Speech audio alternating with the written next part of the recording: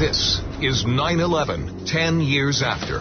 From WMAL and the museum, where history lives. Here is Torie Clarke. Joining us is the former director of the Central Intelligence Agency, Porter Goss. We could call him Mr. Mayor, we could call him Congressman, we could call him Mr. Director. And you were in the Army, you were in the clandestine service for the CIA in some amazing, amazing times. And I wish we had hours to spend with you because every aspect of your career has been incredible. But take us back to 9/11, where you were 10 years ago and what was happening and what was going through your head at the time. Well, there was no question that we were in a strange circumstance for the day on 9/11, and certainly none of us who were involved will ever forget it. I was sitting in the intelligence meeting room, the House Intelligence Special Room, back at sort of the most secure place we have in the House for discussing classified matters. And I was sitting with a United States Senator, Bob Graham, and another Senator, John Kyle, and we were talking to the head of the Pakistani Intelligence Service, who was our guest that morning for breakfast. And the reports came in about what was happening, and we quickly understood that it was no longer just a general aviation accident, and our guest left very abruptly. Can you tell us a little bit about your conversation? Because I'm always fascinated by people involved in national security. What was their most pressing issue the day before 9/11 or that morning, and then certainly it all changed right after? Well, the pressing issue at that time is still an issue that remains, and it has to do with the nuclear capabilities of Pakistan and how those are protected, especially given the fact that there's still a huge amount of passionate discord over Kashmir between Pakistan and India, and they are both nuclear powers. And the main concern at that point had been whether or not there would be incidents that could trigger a nuclear exchange or an escalation of nuclear threat between those two countries over Kashmir.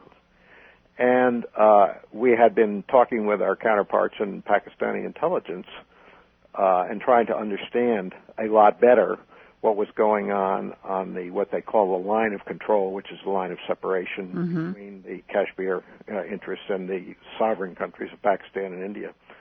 And we had been personally on the ground about a week or 10 days before, on a trip over there to try and understand it better. And we had actually been on the western boundary of Pakistan in the Khyber Pass, looking over exactly the area that later became the hideout of Osama bin Laden and the Taliban. Incredibly wild terrain. It's very wild. Yeah. And we commented on that a lot as we were flying around in a helicopter, which was, as you know, flying in that part of the world, you push those helicopters just about to their limits. Right.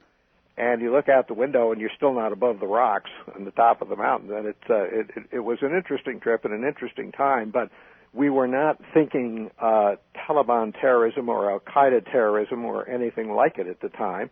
We were thinking, what do we do in the strategic terms about the nuclear problem?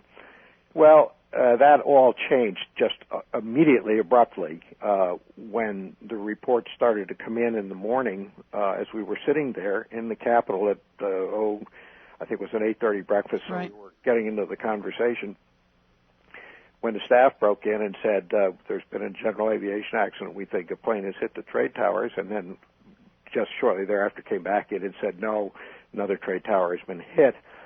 And we immediately broke up, of course, and my first thought was to notify the speaker of what we knew, and so I asked staff to brief me, and we tried to call the speaker's office and couldn't do it. By that time, the lines were down, so we ran downstairs to his office, and Speaker Hastert was there looking out the window just as the smoke from the Pentagon was beginning to billow up the mall, and we all agreed that we had to evacuate immediately. Didn't understand all of the threats. We knew what we knew about had happened, which was confusing, but we'd seen it on television. That was enough to convince us the problem was very real, but we had other reports that there were other planes in the area flying low by, and we had no concept at that point about how much else would be involved. And the immediate concern was what else is coming and can we protect against it? Right.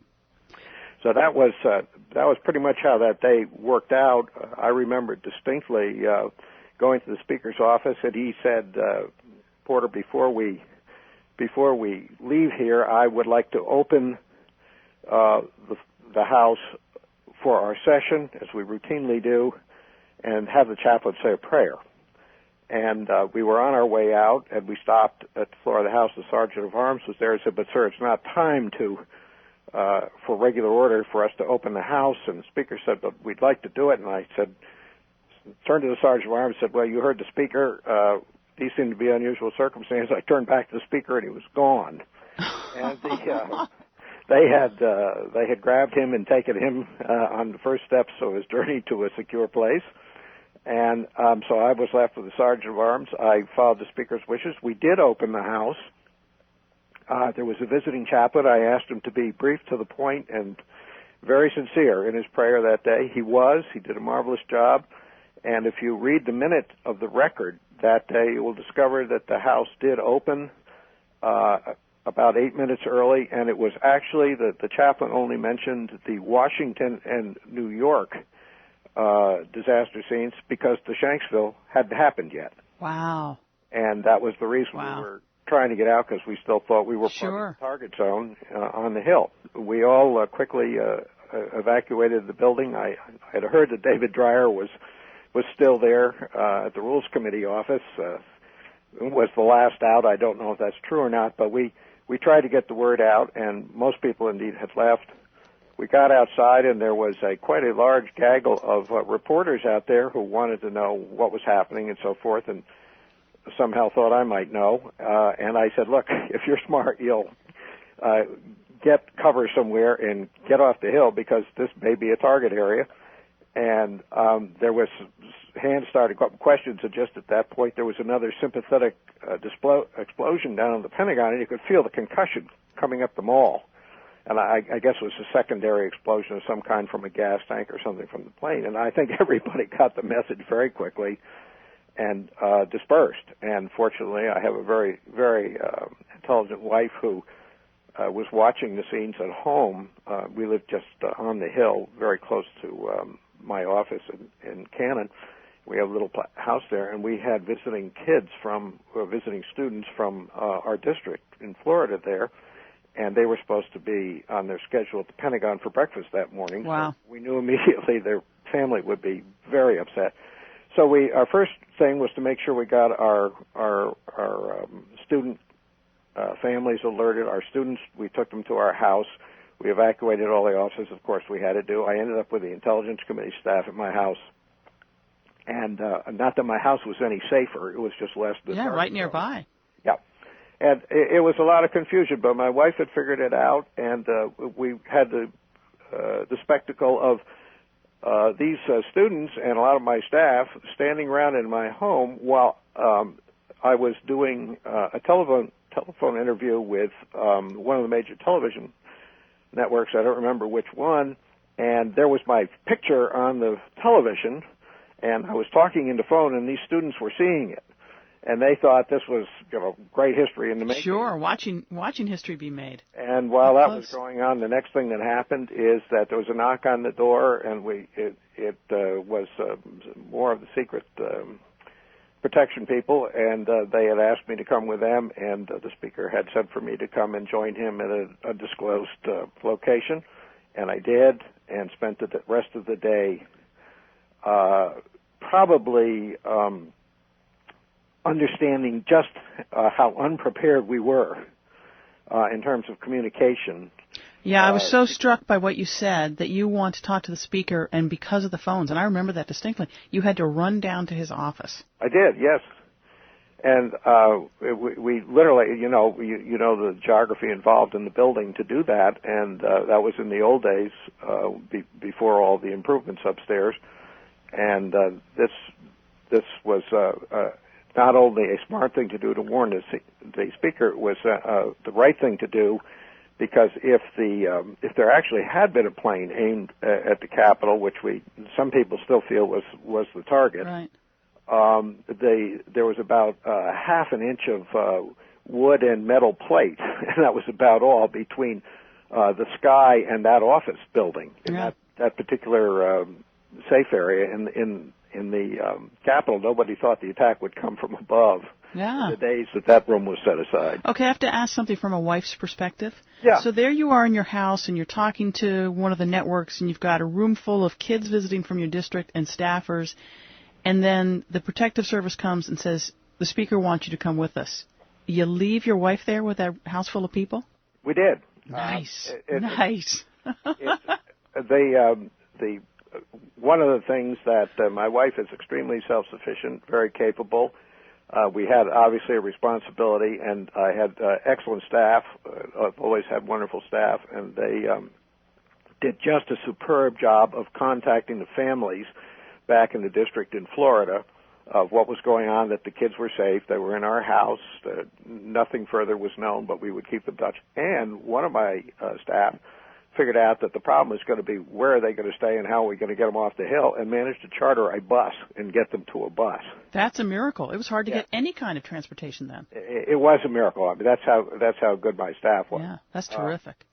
And so that happened, and my intelligence staff figured out a way to set up sort of a little camp where they could try and figure out what was going on. But the big problem, as you may remember from that day, is we had a lot of members of Congress milling around on the Hill. I mean, sort of shut out of their offices, no place to go.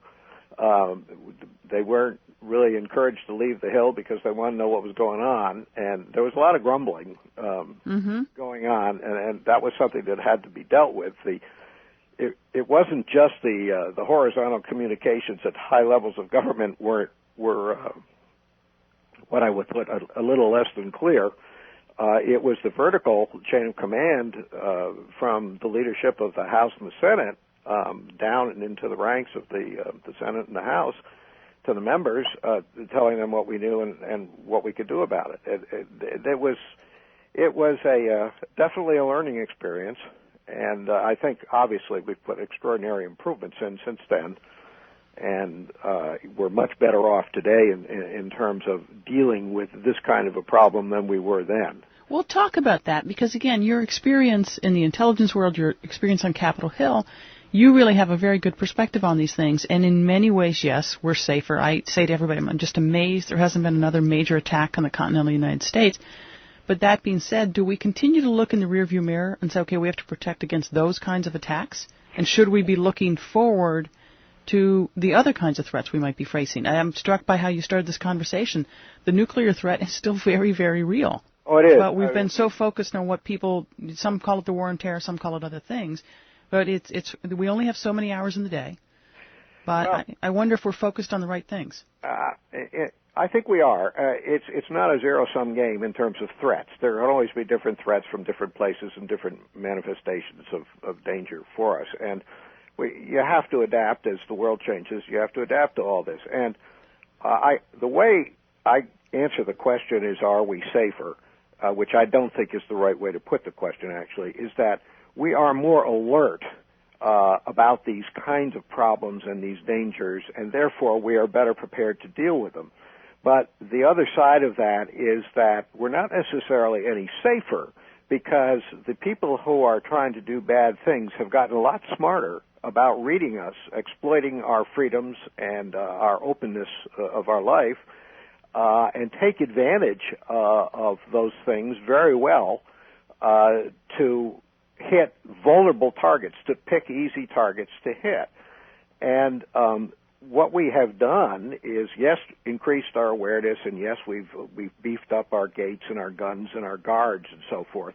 But what we have also done is we have advertised by our openness and our debate to our society where the weak links are, where you can attack, because we haven't really decided our policies on how to deal with this unconventional, brutal warfare.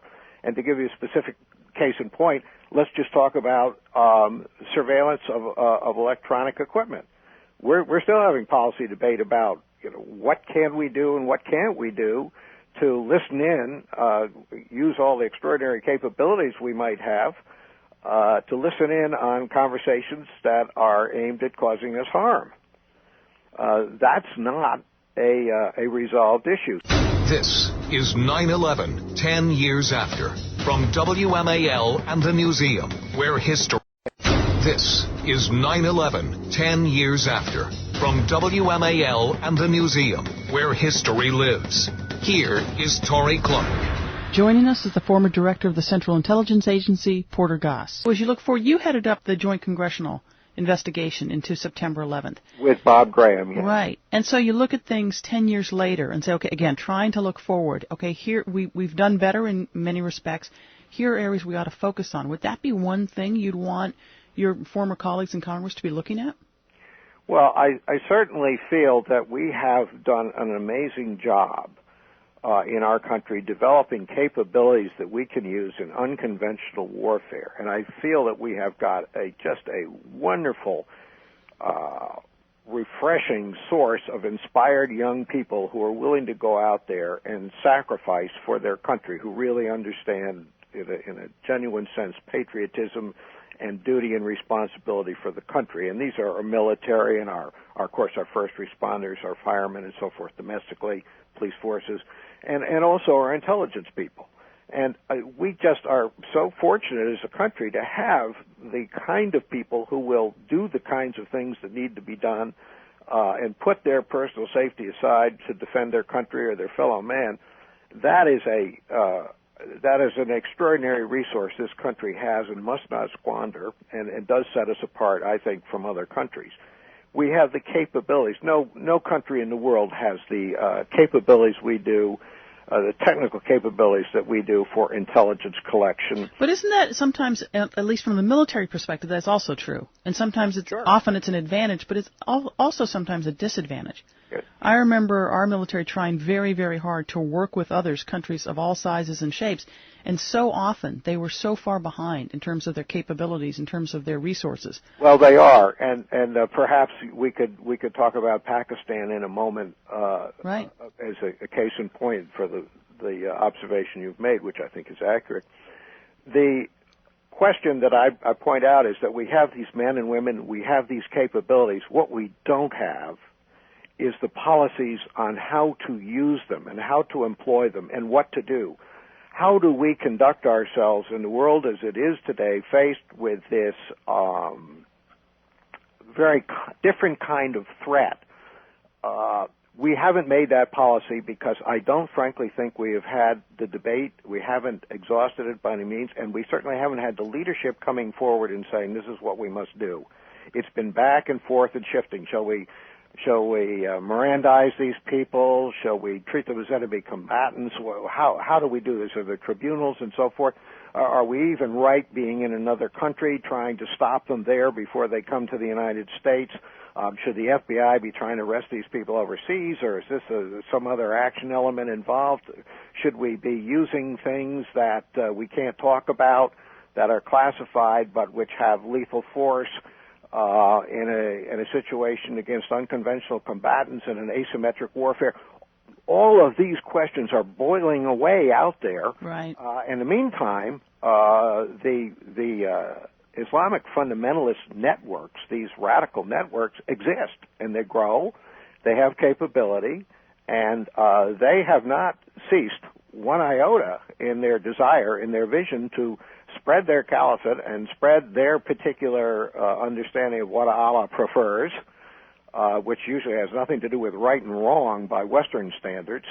And we have not, as a country, decided how to conduct ourselves. Right. And that is the biggest weakness I see. And here's my theory, my uneducated theory, and then maybe you could take us to Pakistan on this one.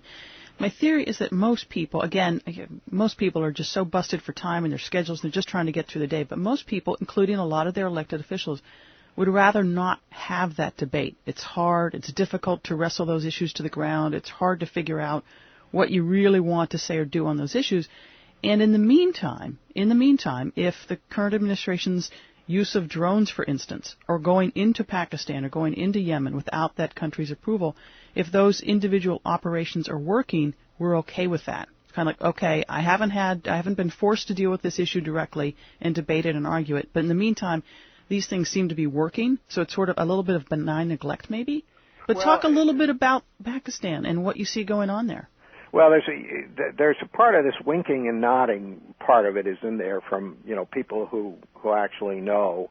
And you always get in trouble when you're doing the winking and nodding, because sooner or later it's going to come around and bite you. And I agree, there are an awful lot of people in this country who are about their business. It's one of the things about this kind of warfare. This isn't World War II conventional warfare or even Cold War warfare. This is something new, very uneven, being conducted by what I'll call our frontline forces for national security in our country, while the rest of the country is going about its business happily, hopefully. But you in that process, if you go out and talk to a crowd of people, as I do regularly here and there and everywhere across the country, and ask the question, are we a nation at war?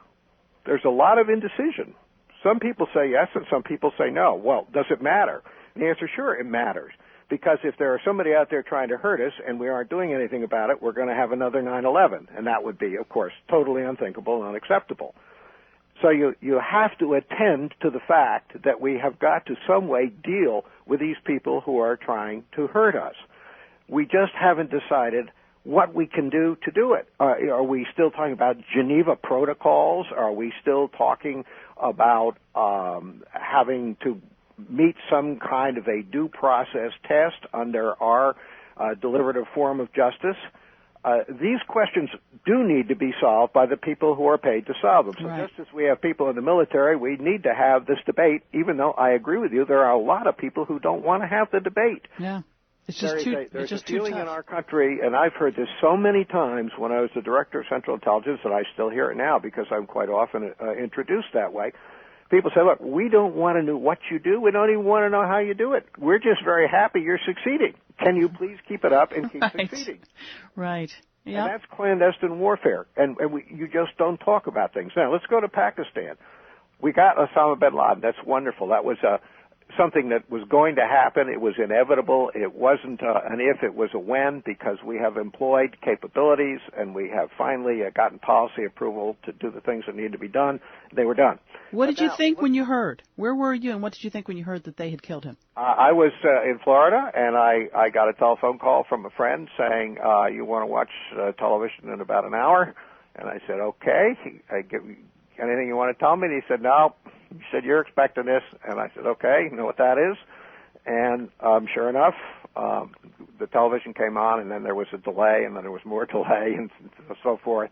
Then I got another call saying, whoops, apparently there's not going to be anything said until later. And so there was some clear debate going on in top circles in Washington about how do we do this, when do we do this, what do we say, and so forth. But would you rather he was captured or killed?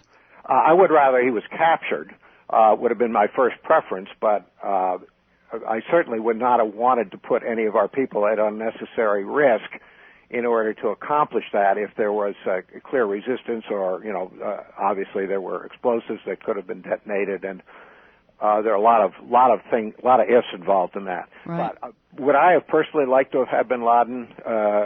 Yes, because I think it would have forced the issue.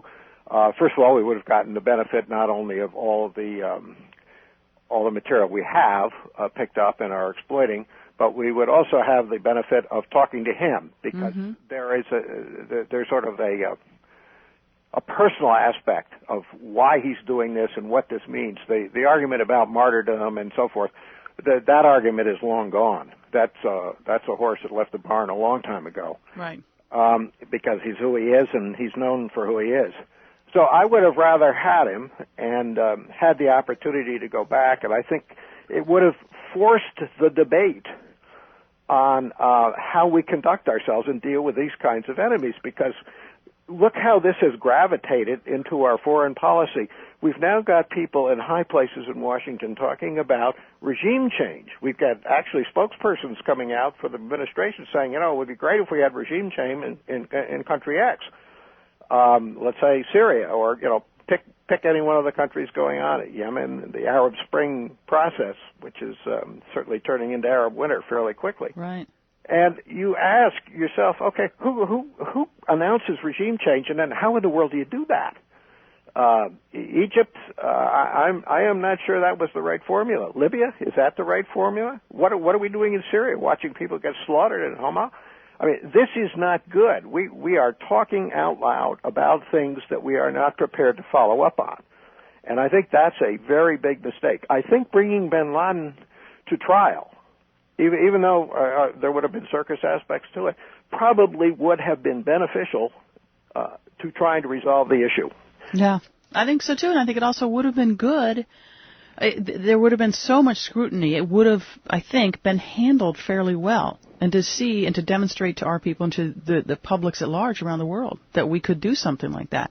I think it is critical because there's another bin Laden out there, and there are many more bin Ladens out there. Right. And kicking this decision down the road is not helping us. Mm-hmm. And part of the problem is, of course, we've seen on the other side of the coin is that every so often some of our people out there doing this hard work and making these sacrifices are more worried about getting stabbed in the back by our Justice Department than they are about getting shot in the front by a terrorist. That has come up again and again and again in my conversations. It will continue to come up until we resolve the issue. Right, but in the meantime, we avoid it. It's, as I said, it's such an important anniversary in so many ways, but we really hope people look forward as much as look back. But in the few minutes people spend on September 11th, on this anniversary, thinking about these things, with all your experiences, what would you want people thinking about? If there's just one issue or one aspect of this, our place in the world, these threats that we face, what's the one thing you wish they would focus on? The one thing I would really say is that we all need to be proud of the fact that we are Americans, be proud of America, and we all have a duty to make sure America faces up to the challenges of the globe today, because they're not the challenges of America yesterday or the day before. They are new challenges. They're emerging. And whether we like it or not, we are the world's power that can deal with many of these challenges better than anybody else. So when you have a genocide or a famine or a tsunami or things that are out of people's controls or people that are very difficult to worry with, we need to be there to prevent the worst from happening, and if we can't do that, then to help the most with the cleanup. And I think as an American, I am immensely proud to go anywhere in the world and say, I am proud of our country, who we are, and what we do. And that just isn't something I inherited. That is something that I have to work with, and we all have to work with. And that's what I hope people will look at, that it's a different time, it requires different way of doing things, and it requires a contribution to the country because it isn't free. Freedom is not free. You have to work at it. That is terrific. So, Mr. Mayor, Congressman, Mr. Director, thank you so much for spending time with us, and thanks for all you have done for us. Well, thanks so much, and I'm so glad you're doing this. It's very important that this message gets out. Terrific. Thank you, sir. Take care. This is 9/11, 10 years after, from WMAL and the Museum, where history